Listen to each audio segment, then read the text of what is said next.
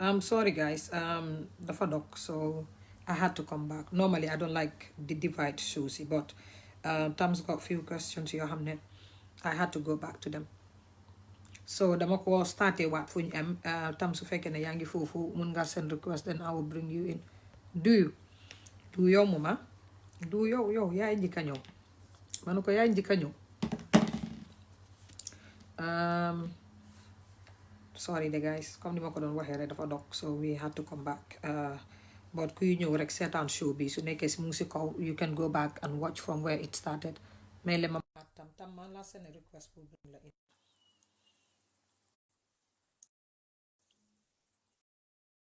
Yéen doo leen dee dem tëdd wala okaan tam sorry xam naa Well, I'm Facebook so moo sorry gën a about that, yeah? dama fàtte dafa am questions yoo xam ne seenuma ko because fii la ruuma part bi gën a nekka Right. so maa la doon laaj where it says ne rumor has it ne tam perform na mu daanu si stage bi ñu delluwaat from foofu noonu lan moo waraloon tam di war a mun a daanu si stage bi comme noonu.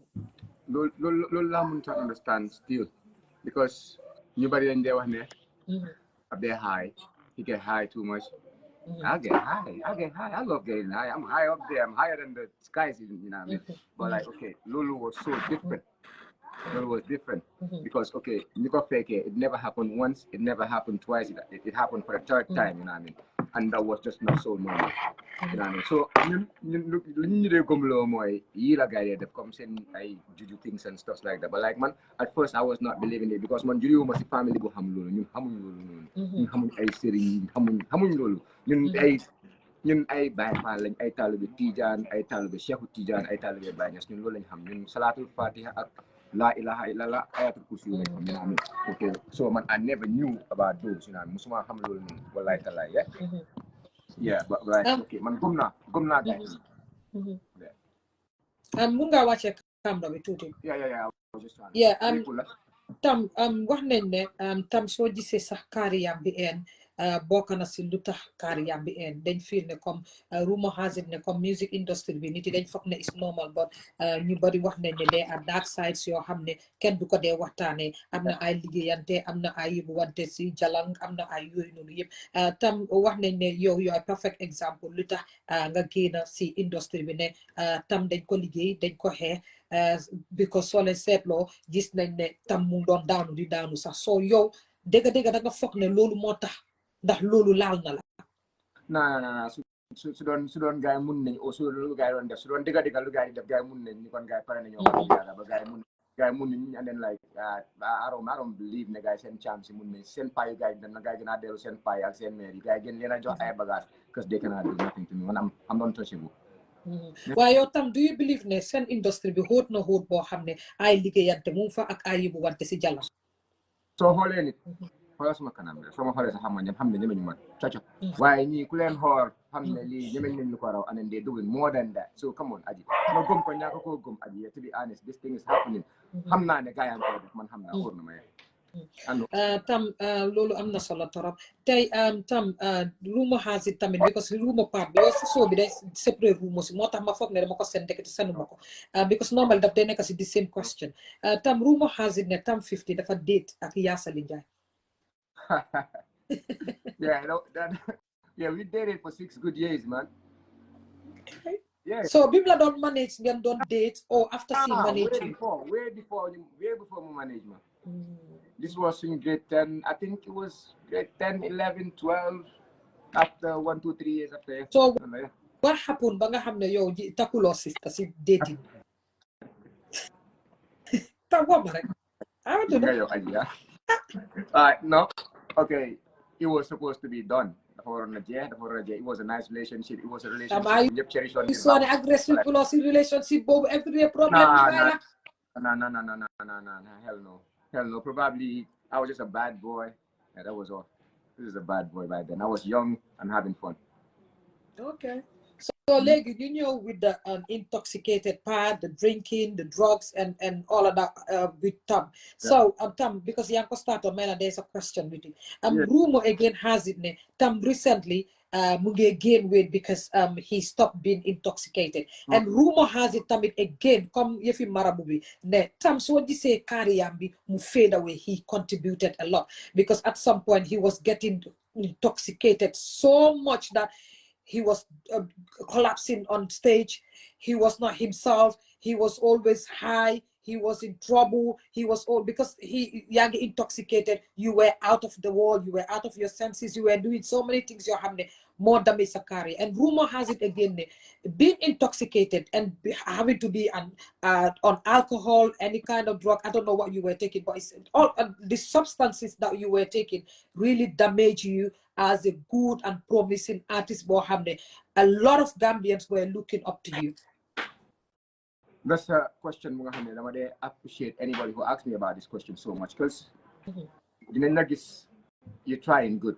And Nagis young so okay, like I'm daral last sip lunya. I cool. Man, I smoke. I get high and I love it. You know what I mean? I really love it very nice. But you try to put smoke on it.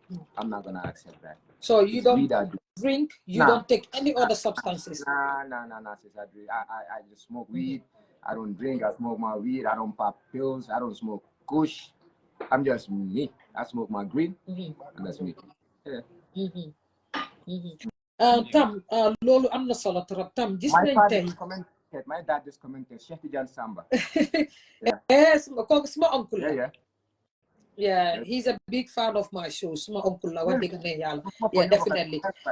Yeah, and there was a time, you know, he sent me a voice message. Muneka ko hamne maklasi arbi pilena a lot ma wara deglu a voice message. It was emotional.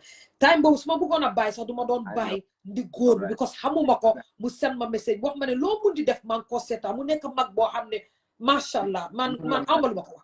No, he's always motivating. Yeah. He's always motivating. Yeah. You know? Oh, is it? Yeah. Oh, wow. Papa, okay, man, I just gonna like Ahmed, to be honest, because if I'm interested in music, we did follow by the time we encourage me.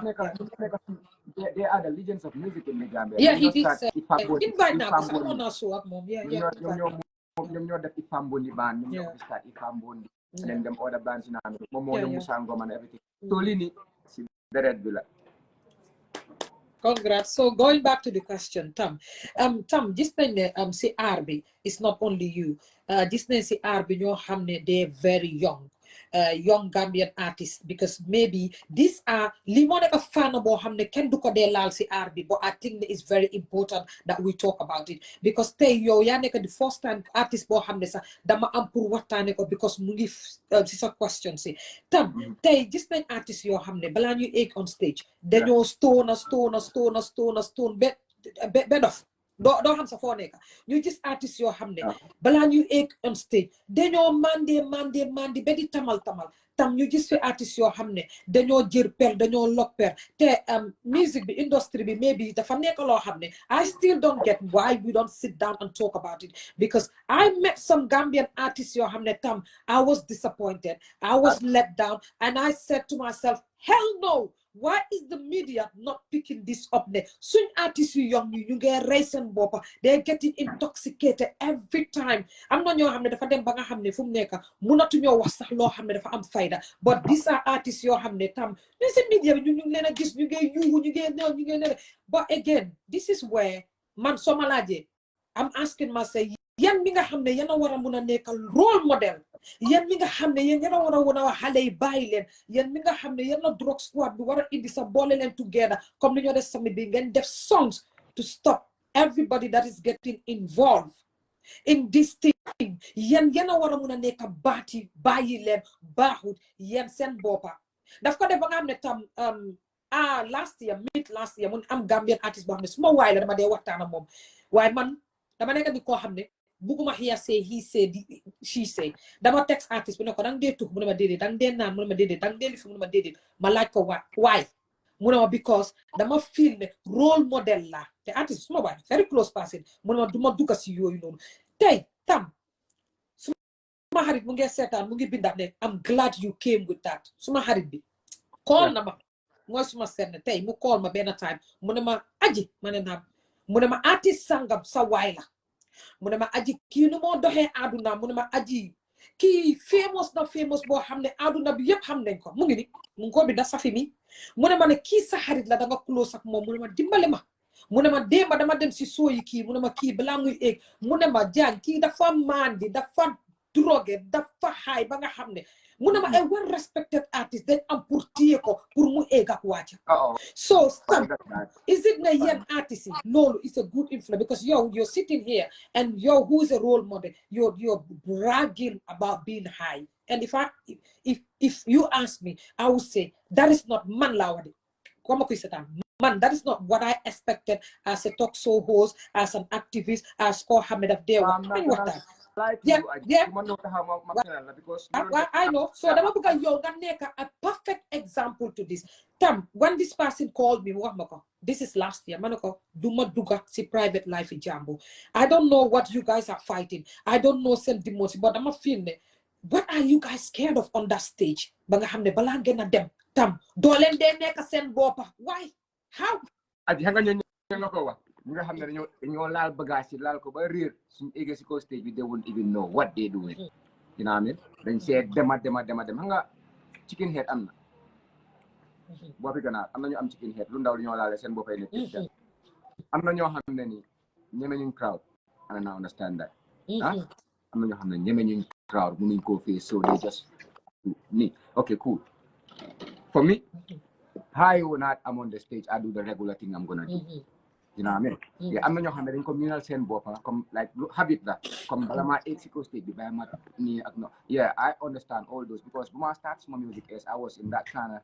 status too si that stage bu ma wane ni yeah boy man dama dee rus nit yi bàyyi ma tuun ma nii am suma boppa ma xam na ma understand ay ko like loolu taxut nga xaaya ba ñëw si ko stage saaga ndey jàngoor you know what I mean gis nañ fi artistes yu saaga ndey kenn waxul leen dara you know what I mean si kaw stage gis nañ fi artistes yi taxaw di wax ay rubbish ak yooyu loolu noonu yëpp lu tax ñu jël loolu ñu teg ko blame it on the high why don't they blame it on the high just because that guy is innocent but that guy is not being too much of like smoking or anything you don't even know yow da ko just teg si kaw stage and then he just came on the stage and then for a random reason mu taxaw mu mer mu wax lu ko ne but that never happened by man Tam50 loolu musta man boy ñun ñax la ñëw ci boy wala listen yeah green yeah the green the herb the herb la garab faju ba wér waaw léegi Tam yow ban feebar nga am yow bu la war a mun a tax nga depend on wit wax ma rek ban feebar la nekk di fajal Tam guys ngeen baal ñu foofu noonu comme ni ngeen ko xamee rek Tam mu ngi Gambia foofu la show bi nekk di happen so network bi dafa dem ak ñëw Tam I don't know su nekkee yaa ngi foofu noonu sa network bi mu ngi still non xam nga hot seat bi la dafa am pour leer dañ am pour biga war a génne yi because to be honest I just feel like that most of these people that watch this show they're not close to some of these artists and having to be close to some of these artists is not only Tam to be candid enough when you meet some of these Gambian artists a lot of them exclamation a lot of them they get intoxicated so bad is unbelievable and you won't know this until you see them on stage or you are on stage nga wax ñoom one or two conversation and you are like wow like unbelievable and this is a topic boo xam ne I just seen it no one is talking about on the internet and no one is raising these topics and no one is asking like this is why let's talk about the neighboring country, Senegal. This is why when Senegalese call people for interview, they will go into details and lal because these are things they're not encouraging. And I look at some Gambian artists and I'm asking myself, if you depend on drugs, if you depend on alcohol, if you depend on these hard substances that you're taking, short-term, long-term goals, what are your long-term goals? Where it is going to end. And you know, the funny part more, I have watched so many interviews you're having. There are Gambian artists that are interviewed. And no one would even touch this part of their career. Okay? Presenters, journalists, no one would touch that part. Tam But so, man I'm so sorry, yeah. Smart. Route have more than one down, yeah. Yeah, it's okay. Madelu what Silima don't what you guys are very young. You guys have a career. Someone like Tam. So yo, danga fuck net. Whatever you were taking or taking now, or if you stop or not, danga fuck ne come lolu affect na your career as a Gambian artist. Yeah. As a Gambian artist, man, I just believe ne. Yo, lingawa. It's a point. Yo, lingawa ni mo the biggest point that anybody can say towards Gambian music right now. Because it's not the Gambian industry, it's Gambia right now. Gambia is full of intoxications, like intoxicants and like different kind of drugs, different kind of anything. So, the kids that are coming up right now, you fall system book right now because severe system book like guy grow you up and then like lola guy tombe from neka. One, you can't just blame somebody, you know what I mean? I blame the system sometimes, you know what I mean? I just blame the system sometimes. But like ñun as ay nit tamit xamne am nañ ay kilifa, am nañ ay wajur, war nañ di bàyyi xel yu bari yi ñoo def suñu bëggee nekk ay role model yoo xam ne nit people will look up to us. Ëllëg ñu waaw diga waaye loolu jàmba ji doonu si dara aji jàmba ji. Tam, I'm not gonna lie to you. I get disappointed in some of you when I met some of you, but in person. Like some of them, like be specific. Yeah, okay, fine. This you see a Gambian artist, Bohamne Tai, Yanko Setani from far, and you love them, you supported them, you're all excited. You become celebrities again. Regardless, we wanna meet you guys. Ganyo meet ko in a stage, Bohamne, they're intoxicated, they can't open their eyes. Like they can, you get our sense.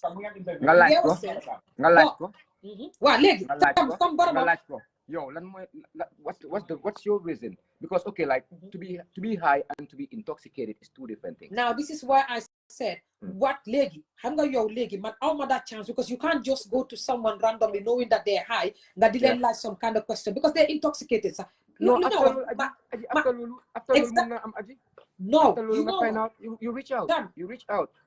Okay, nit do joke rek, just because of that. Now this is why I am asking you, what are the demons that you guys are fighting? So make a state, then they get frightened, then they anxiety when you are on that stage. Stage fright, nah, it's not, man to me, it's not stage fright. Man,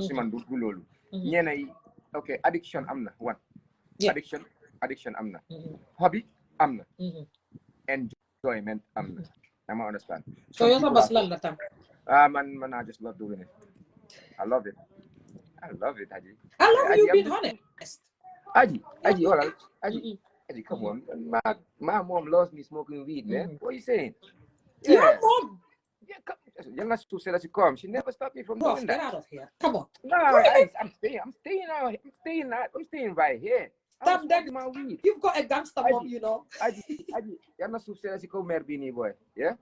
Ki, okay, dafa xamne li nga def ak yow li nga bëgg ak yow li nga doon du benn aji nit ki li moo def ak lim bëgg ak lim doon du benn aji yow tey mën nañ la yow okay yow xam nga ñaata nit they get you wrong aji seytaane la aji daf dee laaj question yoo xam ne dafa okay like man personally okay when I see you like on your TikTok, on your social media, do my whole that things that like the moves and everything you're doing, I try look into you, yo Sabofa, to know the kind of person you are. I know you have a warm heart.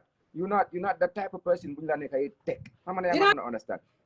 I've got a question for you for Aji's Corner. So Monica should like I even got questions for you, you know.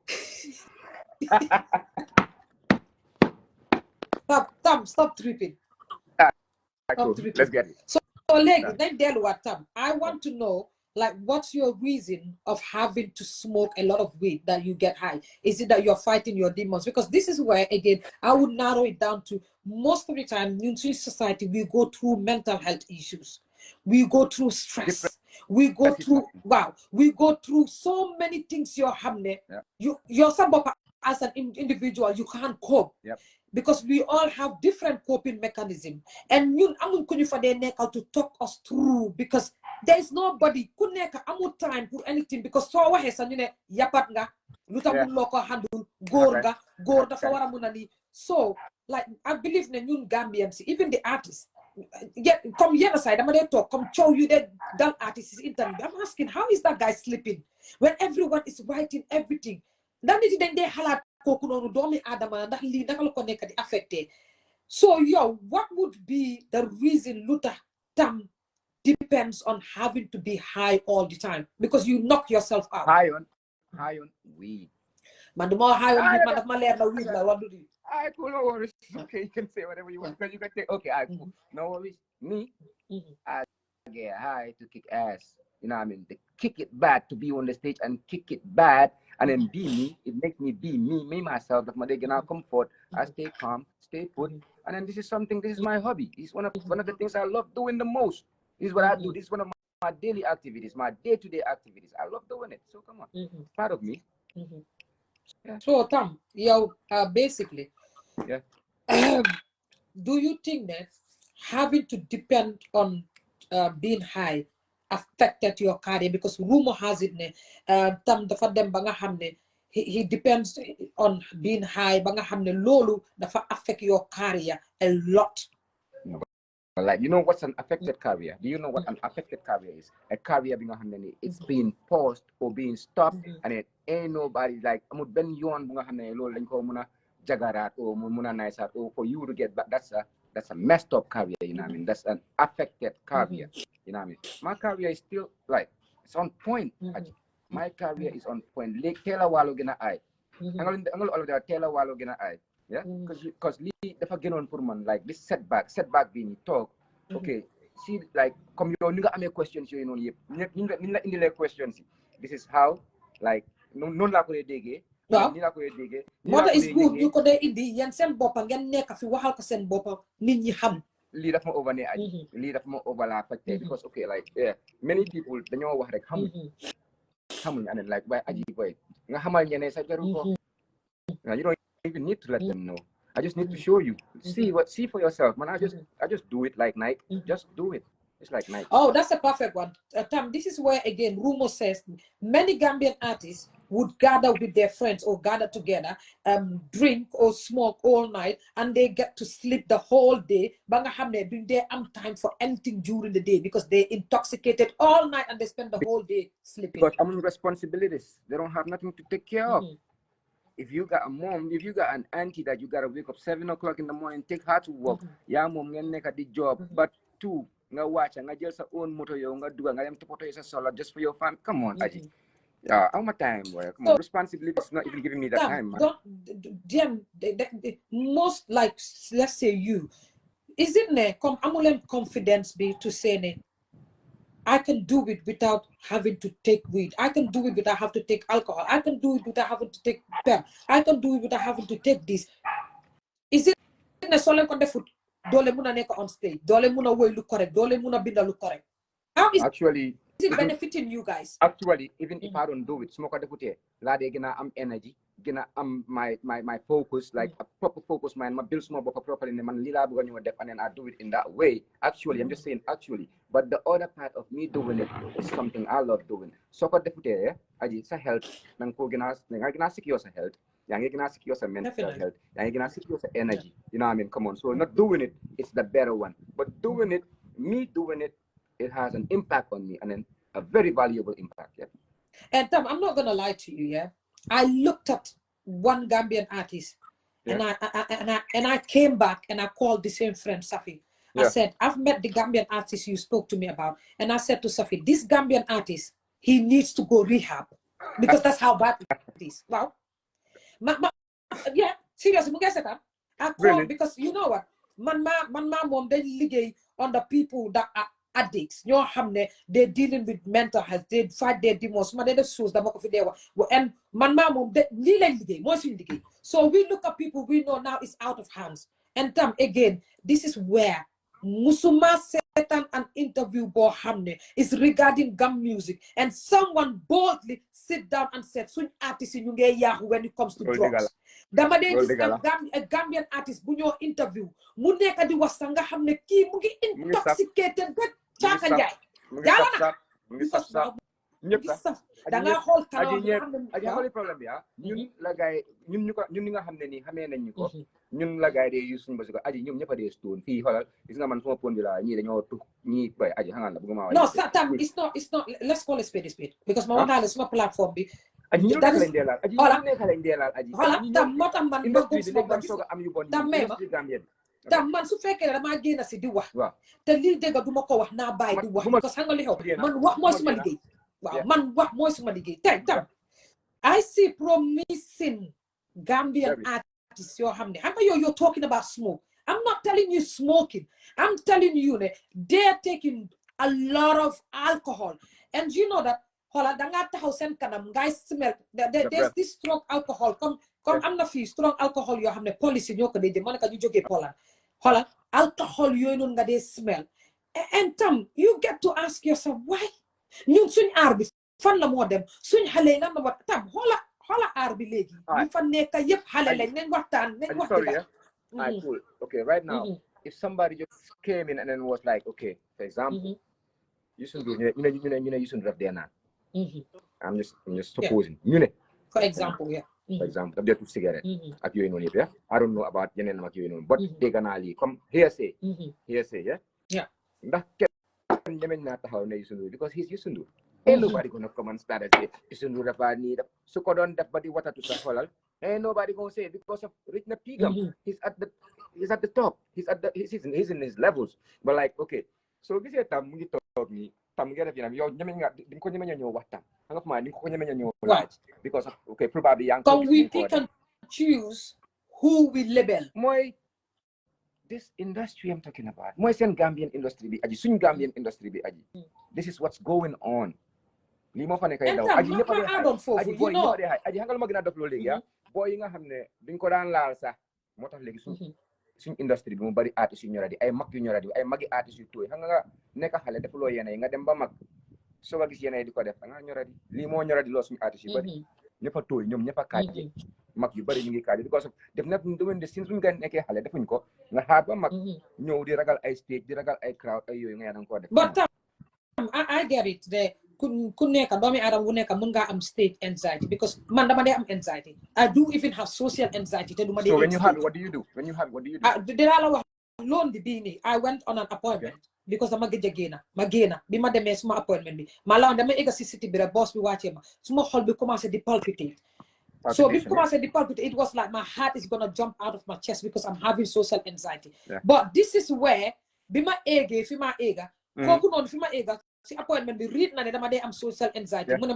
dafa ñëw welcome ma si bunta bi ne ma this is where we don't have help in the Gambia kooku dafa fekk si bunta bi ne ma kaay ma ñëw mu ne ma mu xetal ma toogu bi mu ne ma toogal ma toog mu ne ma maa ngi read ne danga dee am social anxiety ma ne ko waaw because suma xol baa ngi doon palpiter bi maa ñëw lan nga nekk moom foofa loolu du liggéeyam sax lan nga nekk di def ak yooyu noonu ko sama tijaa ma ne ko ne waaw ma ne ko I've been having talking therapy regarding my social anxiety moo laa woon ne ñun ñëpp we're not perfect but again Tam dinaa ko narrow down gis nga ñun dañ mun a nobu dañ comme li nga ko wax dañ mun a oone because man naa la wax ne man if you buuma man I have ne Tam daf dee mandi Tam daf dee tuk Tam daf dee lokper Tam mandi moo tax mu rakariyaam bi jeexu Tam dafa war a bàyyi mandi but then when I get to have this connection with different Gambian artists I get to ask myself lii problème la si seen industrie bi mandi bi drogue bi per bi high bi everything is in there but then who is there to sit down and say we have an issue in that industry that needs to be called out pour wax leen ne hey take it down tone it down it's okay but it's not okay because if I'm to certain level boy them Gambia fooy dem nga dem ask for help Tam and you look at most of them dañ nekk ñoo xam ne Tam ñun fii lañ dee toog ñuy coow ndig Tam ñu toog ñuy coow pour keneen ñu toog ñuy coow pour keneen bo Tam let's call a spade yow ñaata interview nga gis beneen Gambian artist yu dem sax ñu laaj ko dang dee tuk dang dee naan non amul sax in my show man kenn musuma ko laaj I do ask and then like okay and then you know why I really appreciate you asking because like Lee dina tax any other artist that's trying to come to your platform again will prepare himself sober ñëw mun a wax ak nit ñi you know what I mean ba nga xam ne yow comme li mu doon wax pour ñu nekk a role model to kids because xale yi ñu ñoo watch tamit you know what I mean like comme artists yi they're watching too so lii is a good like it's a listen, good when Mahadi Hammer came to my show, the questions move for one. Then Maha smokes a lot and he gets high with weed a lot. And when he came, I asked the same question.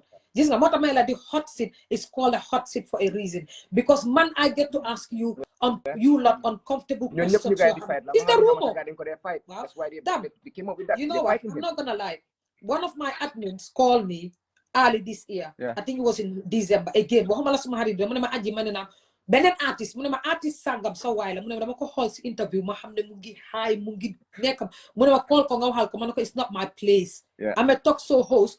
I'm not a babysitter. Ma ne ko waaye if a channel of conversation ñëw man dinaa ko mën a laaj lan moo tax ba lii ak lii ak lii ak lii ndax loolu mun nañ si work on ba lii ak lii ak lii ak lii du am because man I don't go attacking people. Never. I have a conversation because there is loo xam ne doomi aadama mu ngi ko def maybe am na a good reason behind boo xam ne mu ngi am lu moo ragal lu moo xee xamuloo have a conversation dig deeper moo tax dama dee artiste soo leen fi ñëwee dama leen dee laaj seen mental health. How do you guys take all of this tam fi ida nga like or not laugh so gome sa ko fama gome yalla lolu la de yengal yeah because man ma yaga tam has been the order of the day so come on man and like it has never been on some positive ones it's always been on some negative ones so I'm used to those ones and then like those negative stuff that they're using against me is what I use in my music. That's why they call me the controversial artist. Because this is what I use, what people say is what I use, and come and tell them the truth, and then that this is not happening. This is not the way you're thinking it. Like, my problem with Motorcom, it's not everybody who's gonna be a fan of digging your music. You see, not everybody's gonna love the vibe. You know what I mean? Yeah, and this is why I tell people, you will have a problem with me or my show, because when it comes to me, I hit the nail on the head. Bam. Because you know what, you know that talks between fans, you Togo industry. Real. But there are so many things that needs to be fixed in that industry because there is no industry. So fair can you make a civil industry be fixed as individuals because if you guys messed up, you messed up an industry. And a lot of you guys are so young and you guys are promising adults your hamne you yaka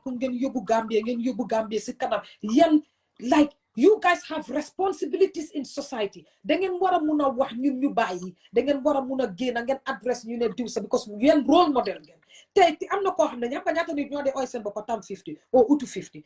Ona sa nga lu mom bi demba am na ko xamne turi artist la amé mu follow ma TikTok ma call artist bi ne ko yow ya ma doga follow TikTok mu ne man ma send ko screenshot ma dem si boy bi li fi da mu ne ma dédé suma tour la mo use. Ñooñu ci nga gisé té nga get intoxicated they feel like it's normal. And they do it. Yeah. Like they will feel it's normal. If they really love you for whatever you do. If they really love you for whatever you do. That's love. That's mad love. That's mad love. Okay. Looking up to somebody. That's looking up to somebody. I like okay, but I would prefer somebody to look up to me on some positive one, on some positive energy. Yeah. I would really love it there. I would really love to be looked at. On some positive one. You know what I mean? Because you know what I mean. You know, you know, man Tam, I'm a straight shooter. Man toguma fi pour nek di lam-lamé wax man dama fi tok tay pour am a conversation pour yen mi nga xamné ñun dañ leen bëggan ngir yalla tax té man suma platform bi so sété it says I'm an activist, I'm a talk show host, I'm a content creator and I'm a vlogger. Yalla def na ma multi-talented. But you know what? When we sit to talk, let's talk because I'm gonna help. Ñun as a society, especially Gambians, then they do so many things under the carpet. But suñ lo fe suñ buggé nit buggu ñoo dégg dara lu bon ci koku lu dé démé nonu nañ leen tok ñu waxtaan ñu ayon di problem because Tam man dama leen dé naw because tay so xolé industry bi ay xalé yu ndaw ñoo fa nekk muy yeen ñep but then there are so many problems yo xamné we need to iron it. We need to iron it. And my friend asked me because my mom knew the source. But they want to understand Luta, can do they like artists, the drug use? And when I say drugs, the hard drugs use, the substances, the pills, the alcohol, nobody. I'm so disappointed, and I think presenters, but I'm young mute, presenters from now on should try to ask these questions. Yeah. Man, okay. Yeah, luma try to understand my aji. Okay. Drugs yi ak lu nga xamne ni okay, you get try to link ko ak Gambian music right now, and then like these upcoming artists, and then like new artists, you know, try to associate with these drugs and stuff like that, which is very true. Artists mom foko munti dega like always they've been associated with. And the funny thing, I even heard, rumor has it, some of the artists are the ones selling the drugs. There are rumor. I don't snitch. Yeah, rumor has it. Because it is funny enough, man. You def talk shows.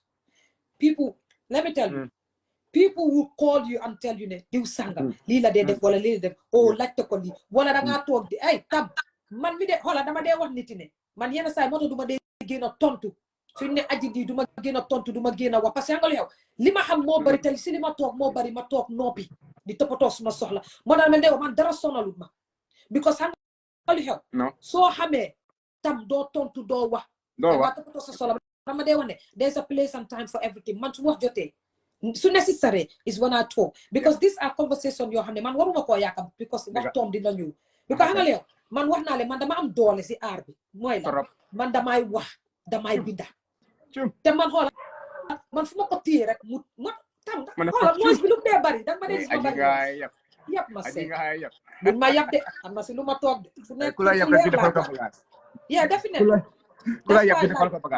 Hold on, this one you ma de attack sa, dama de hol nga attack ma ree because dama de wane yo mi ma attack so xamé do ma attack because to nit duñ dé xam den dé jump rek ñu wax comme go kii mo gis nga tam man suma liggéey nekkul de pour ma xam dara rek ñoo wax ko o ma gis dara ñoo wax ko suma liggéey mo nekk pour ma educate li nekk di am ak ma wam nit ñi ne li am waruta am because man I talk about social issues and this is part of social issues then I'm pour narrow down these problems you bring them you ham moving forward to that and I'm glad I'm the conversation moving forward Tom rumor has it some conflict between your T-Small started when you refused to support T-Smalls pour mu release a song and write a song bo xamne pour Gina pour mu dis ji ba pare ñu later mom mu later gis la nga dem collaborate ak G mu naxari ko mo nek sa song bi the popular song Mono. Is that true or not? Yeah, the Mono remix, innit? We did the Mono remix, me, G, and ST. We did that remix. It was a bad song, and then like everybody wanted to be on the remix. Everybody wanted to be on Mono. So like when it was ST and G who was on the song, like they couldn't handle it. Like most of them you want to send Jiko, and that was all. Yeah, so song bobu nonu motax lolu nonu mo am. I don't think so. Su nekkee lolu mo wara tax that's too cheap. Na guy try to make hit songs and then they just feature people on it and then that's nice still. Nice. It's a good one. So yo then later on betray T-Smalls them see what's it called again? See G. Is that what you did? Was it betrayal? Like betrayal? Nah, that's not a betrayal. You know what a betrayal is? I'm gonna betrayal. Ko hamne okay. Yo, danga fuck up. You know what I mean? You just out of it. Like a backstabber. Like the biggest backstabber, and then like the backstabber is Trouble Smalls right there. Mum question Bini. Like about betrayal. He knows and he knows how it is. You know? So Tamyo, did you refuse to write and support T-Smalls on any of those beef songs? Against G? No, but like, listen, sis, why do I have to? Why do I have to? It's none of my problem. Smalls is an artist. Artist la. So you could say na duga si Birwan, si Budbi Mutoga, mu reply, and that's all. Man lola gum as a musician. Man lola gum dole bubala mayala me lola am smakata. What am I untouchable? So yo, ya don't build a T-Small song sami or T-Smalls more than build a song sami momsi bopa. I never wrote songs for Smalls. Smalls never wrote songs for me. Okay. Yep. Yeah, basically that's clear. Tam, rumor has it Tam studied law. So yo lamota at the end of the day, Demulo got complete degree in law. And we want to know what went wrong because if you ask, many people say Tam is a very smart artist. Bopam bi dafa ba, Tam dafa smart, dafa gaaw. Like you are a bright person. So Because I'm what Ndau's happened? product. Because I am Ndau's product. Mhm. Yeah. Salute. Ndaus, shouts to everybody in Ndaus. Hi, I see you, my people. Love. Tam man Gambia high product la waaye man it am smart de Tam bu ma def lii. No, yaa ngi try. Yaa ngi Bu ma try. def lii. So dama bëggoon ñu jógee Ndaus rek a smart. Aji dafa nag aji xam nga Ndaus ñun dañ up to date. Aji ñun dañ on. Ñun ko fi on Ñun ñoo la da on loo. Gambia high dañ on di. Waaye yéen baal leen ma yéen daw rek lañ leen xamee woon aji. Seen ak Gambia daw rek ngeen fi nekkee woon daw. Jël da baa doon daan daw aji. Munuma. Tam maa ngi doon tuuti àdduna waaye am ma kàttan.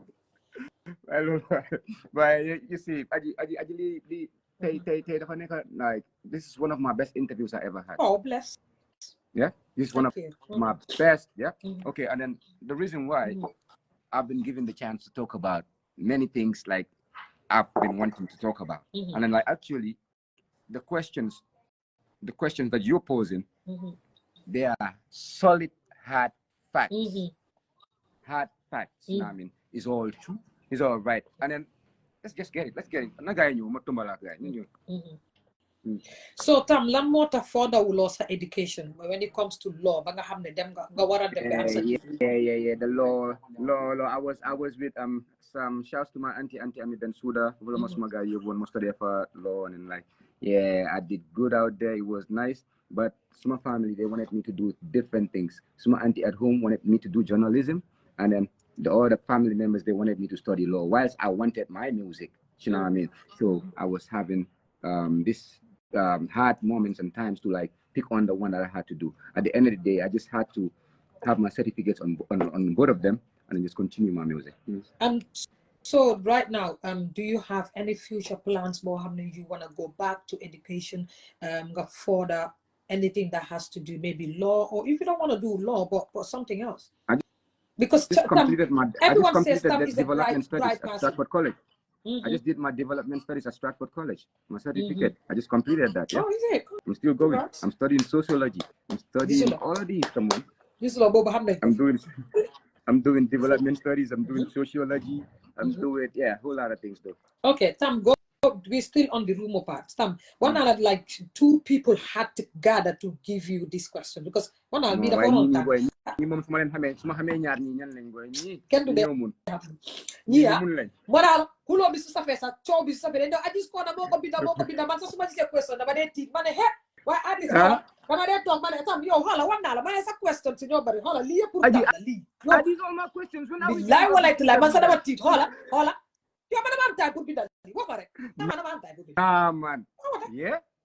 The Tam, again, rumor has it Tam is a very more than mom I don't want emotional. Tam is a very emotional person. Rumor has it regardless of Tam Barry Chow, Barry problem, he's got a very soft heart in his a soft place in his heart. Rumor has it that Tam's got a weak heart inside, and Tam dimbale katinitla. Tam dafa am yirmande. Tam balanga ham Tam nga hamne Tam dafa emotional. So hamulo si Tam kon hamulo Tam. Is that true? I'm Pisces. February 26th. I'm a lover boy. I'm a warm-hearted nigga. Yeah, it's Pisces. Blame that one on my Lord, and I thank God for making me be that kind of person. And that's the most amazing thing that people talk about me, Tam Dafani. But I don't see that. I'm a badass, I know. Tam de mga dito, I'm na yo sila di defelo na hasan ande joy ang bumsa balanga defelo. Hey, aji lo naman siya tajka ni konte de. Kon may siya tajka ni nga man. Yo de kana joy nga fisista ja be sono fum de nga to ko di joy. Ay boy aji nak boy aji boy.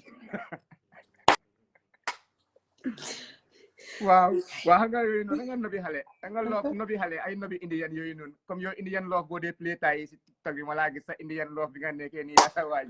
Wow. Adiyo yaw. Baka mo do da. Balanga de na la bay ka like my question, du babu ga like. Du hara rek, yo rek like my question. So look to the like tell you there's basically there's a rumor claiming that Yai the founder of Rap Mbala, which did not sit well with Bible and it resulted in the falling out between the two. So I don't know you found Rap Mbala. I was the one who initiated rap mbala. I was the first one who said introduction of rap mbala. Nigga, ringinjek man ma defal sabar bi suma bopa sa sabar bi si bopa ma ko put under hip hop. I played the drums just to win in the givel la. But like, okay, Babu is the rap mbala landlord. I am the founder. Is that clear? Yeah, perfectly clear. Nice. I would like another artist to say that's not true. So that I feel, I like it when someone challenges someone. No, whatever is true. That can never is not true. I feel it's yeah, true, true. I'm not some a fan la ni. To be honest, yeah, to be honest, like really, yeah. Imamul Rap la boy. Even the name Tam50 ak Utu 50 sa dañ ko ñëw squash this year. The new name is Imamul Rap. Imami Rap yep. Duma bay. Tam, to be honest, I'm not gonna lie to you. Duma de lekkan goñ, duma bay. Tam, I wanna see, and I wanna hear. I wanna sit and listen to what Tam50's got for us. Yo, Tam, do you think that sa comeback dinga ñëw ak loo xam ne strong na enough boo xam ne yow daf la keep in the industry? Do you think you've got that power anymore? Just a walk in the park. It's just a walk in the park. Gradually. No. I just do it. I just get up and do it. So I don't even need to. Gradually, no. I just get up. Aji. You know what? May yala. May yala. At linga gym do ben. Is it? Li may la. So lol mo len demeti. Nice. Luma yala mela. Mano ko tam. Aji na debulo ga de wax ne tama ñaari bor la fu la neex tegge. Man may doomi gewel pire. Yaay bye. Mo neex tegge. Mano ko tam bi tam mu ne bu ko neexee doore ko ni. Bu ko neexee dégg wala bu toona.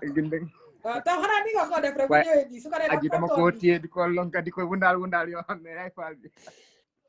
No, lii dama ko lii aji ko rek la mun a am. No, definitely sis bi nee na tey maana. No, Tam yow doo ma rey waay. No, waay yow da nga baax rek. No, Tam yow yaa baax. So Tam, ñun at this moment what are we expecting or lan lañ war a expect ne Tam loolu la war a mun a indi si industrie bi lu saf. Na gën a mokka na mbir mi gën a mokka ñu dem na gën a mokka sa araw laa bugg a sooxa sa laalo dina tooxa di la xuri di la okka ma xuufal la sa cooka te peppi ñax sax du la toppa ñu dem mu saf ma yokka te loo ci na mit dina bokka tey fii mu gën a saf nag dafa na moon li mu ñamkat dafa na moon bi la jamkat est-ce que man maa mun a jamkat kii na ma rey pak muy dem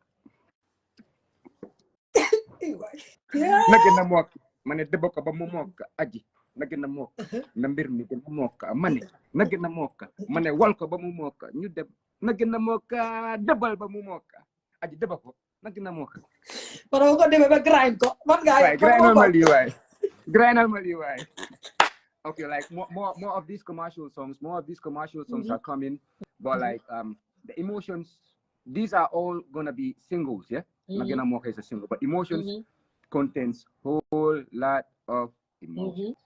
And then we'll talk about it when you ask the questions. Let's get to that. Good. Tam, we want to know tamit ndax your comeback ndax ñëw nga ak manager boo xam ne dina mun a sell Tam so lifi ne dina mun a walk and because gis nañ ne aar bi tey ñu bari amuñ manager te it is a very important role. So yow da nga ñëw a manager ndax da nga ñëw pour manage sa boppa until nga settle down nga get someone to manage you. I'm working with Jollof Entertainment recently. Utu Movement, that's my management. That's my management. And Tam, yow tey sooy name the best Gambian rapper si industry bi, who would you say is the best rapper si industry bi? Like right now? Because as far as I'm concerned, G is not rapping anymore, so he's off it, yeah? But the ones you fa nekkuñ fa right now. This kid, yeah? There's this kid, yeah? This kid, what's his name again? Is it Dope Chamo? I like this kid so much. He's a kid, Halabundola. This kid raps so good. And then you know who? The other kids, that's on the Lil Pumps. Lil Pumps. You know Lil Pumps, they're gonna Lil Pumps, they're gonna Key Chamo. And then Grills. You know Grills? Mata mo ndo bu de class attack nonu legel guardian draw flow ñom ñaar together, yeah. Ay ko may saway borom kanja mu na super. Yeah. I had that song. Man ñi ñoy suma doom, yeah. Katim Karafa. You know Karafa Dove? Yeah. That's my son. Katim KZ. Yeah. Ndoy man these are my talents. Ñi suma ay food lañ. So, si big rappers si tamit ñi nga xamne ñu ko make si industry right now. Who would you say ne key moy the best at the moment? Right now I'm not seeing rappers. To be honest. We got some. We got some local rappers. No, but no, not what they got. Wait, rap. Come on, we got some local rappers trending on some local made beats. Yeah, that's all. So ni nekkuñ rappers aji. While léegi man ma seet kenn ku si xaw a tane tuuti. To be honest, koo xam ne daf dee deliver when it comes to delivery, because rap aji dafa am lu mu contain. You have skills, techniques, deliveries, and demonstrations. I don't see none in all of these artists.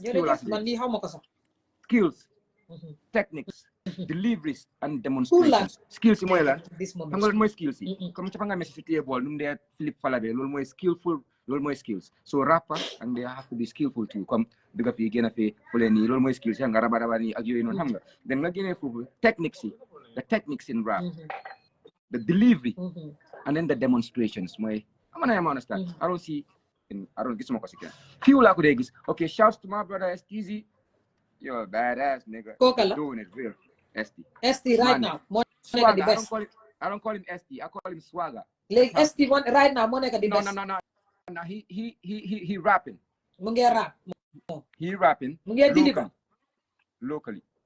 Man, I'm a fan of ST. Okay. Aye, come on. Everybody's a fan of ST. Come on, this is everybody's a fan of ST. Even me right there. Even Tam is a fan of ST. Come on. I love good music.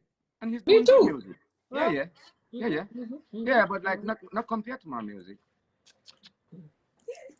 Gaya. Mali, muna dafa raja tay kanam. Gor bi dafa raja, muna ko raja tay sa kanam. Wala fi jaay. Pan naka mota man tay nako fa de. Aji man tay nako fa bam kolu. So Tam, yow since second to last question bi mo nekk yow Tam tay naka nga gisee gam music industry bi yow lan mo nekk sa thoughts ak noko xalaatee loo nekk di gis yow tay. No, man industry right now, mashallah la muna wax. Mashallah. Alhamdulillahi rabbil alamin. Okay, come. It's moving. It's walking. And then like santa yalla bu bari. Okay. Am na nu mo wara demé mu gëna rafet nak. Waye si lane buñ nekk ni. We need more people like Aji out there in our Gambian music industry and scene. Nga xamne like okay, we will have an industry. Because in amuñ industry, we just have a scene trying to emerge. This is a scene. Gam music scene. This is not an industry. It's trying to emerge. So y'all nam emerge jama, you know what I mean? Yes, ma'am. Ma dooli la si tey am na benn Gambian artist bu ma doon waxal mu ne ma industry bi lu nit ñi fan si luñ xamul moo nekk yow Aji ak beneen présenter dañ doon attaque beneen présenter kooku ne ma yéen ñi nga xam ne yéen a nekk si aar bi di present show si suñ leen reyee there is no industry because suma mère bi mu ne suma mère bi mu ne interview bi dafa yaaga mu ne nga waaw boo ko def waal mère bi ne li nga def si industry bi moo bari moo tax mu yaaga. Shouts to you, Momzi Jena Banyang Jai. I love you so much, Mom. Well, so you know what it is. Going back to what we were saying, Temando wa habena Gambian artist. Ñuy wax about presenters yi nga xam ne industry bi fancy dañ leen di attaque. Ñuy waxtaan ba nga xam ne éega nañ foo xam ne liñ xamut moo nekk yéen da ngeen important because yéen a dee jaay artiste yéen a ñu dee indi yéen a ñu dee génne yéen a ñu dee feeñal ma ne ko well Gambian bi moo mel noonu we are narrow minded Tam sa second to last question bi moo nekk yow xam ndax yaa fa sa network bi mu ngi xala dem tuuti sa last question bi moo nekk Tam yaa fa waaw ok ma laaj Tam sa last question bi moo nekk yow lan nga foog what do you think about Aji's Corner xam nga wax naa la am naa question for you Aji yow I just need you to be more bari affaire. Mandula buga sa bari affaire bi daf ma faj. You know, I just need you to be more bari affaire. Because you know what? Sa bari affaire bi is making an impact. You understand? Because like okay, man, I just like all of a sudden I just started hearing Aji's Corner. And then such show sumara kay saka bari naman sumara kaji man. Dim ko limit man. And then another last question I want to ask you. Yeah. Are you going to take good care, man, nigga? Man, nigga. Hey, man, nigga, man. Hey, hang on. Dama malay wax ni. Man.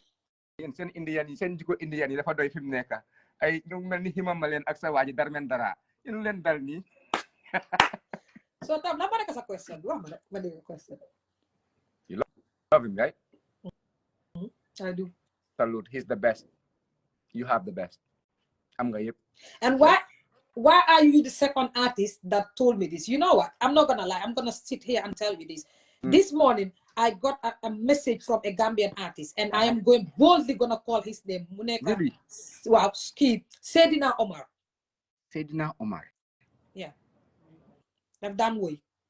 Te mu ngi present so nuntu da mu ngi present so GRTS moo amee GRTS lifin bi léegi so boobu noonu daf de ci groupe la nekkoon fan naa nekku masla bi de Hey, I think I know this guy, yeah? Kinila. Nekut Maslabi. I think he was in Penchemio. Did it? Who's it? Kan moo nekk di seetaan ko xam Seydina Omar si groupe bu mu nekkoon daf de so léegi extra touch Salam ji thank you he's from Salam Hey, man. Salam ji clan, yeah? Waa Salam ji basically you know what tey dama talk randomly he told me I want you to get married to E. I was like Manako out of curiosity why do you want that? I like to ask questions. Yeah.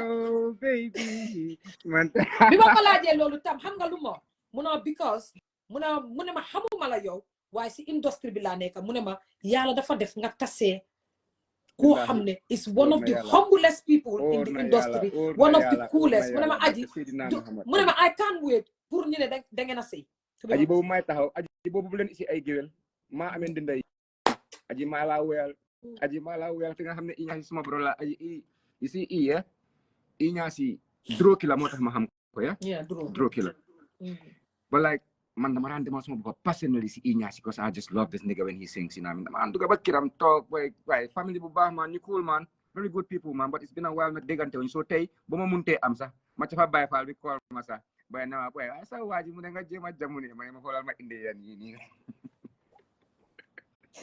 No, but thank you, Tam, because to be honest, you are the second person who's an artist and a male artist because yena yagasi industry, and it's not only you, but many people have said this over and over and over. I don't know what to say. Thank you. No, you chose wisely. But I choose look there high time. So me cool.